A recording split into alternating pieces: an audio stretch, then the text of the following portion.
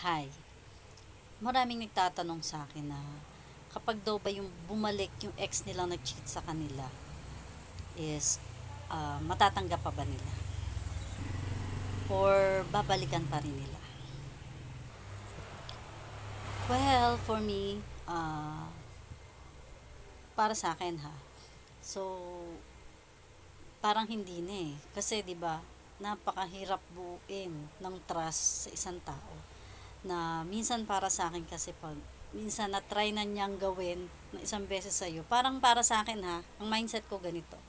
Parang uulit-ulitin lang niya. Ulit 'yon. So, paulit-ulit kang masasaktan habang binibigyan mo siya ng chance, paulit-ulit ka ring lolokohin. Siguro nga nasa tao yan. Pero pag ang isang tao hindi pa rin nagmamature, hindi magbabago yan. Mas masarap yung nagsama kayong dalawa na walang cheating issues. Para walang trust issues. Sa totoo lang kasi is nakaka-trauma naman talaga. So, minsan parang pag enter ka na ulit sa panibagong relationship, parang feeling mo magkakaganon ulit. So, parang natatrauma ka na, natatakot ka na, parang nawawalan ka na ng ganang ma-in love ulit.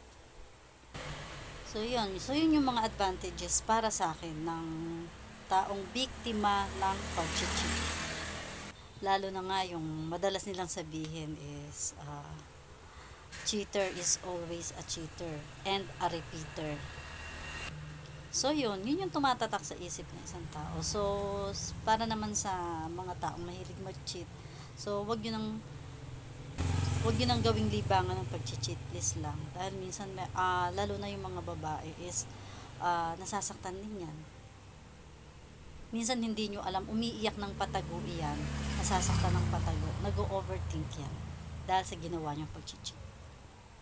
So hopefully alisin nyo na yon dahil may karma, may balik yung mga ginawa nyo sa kapwa nyo. Thank you.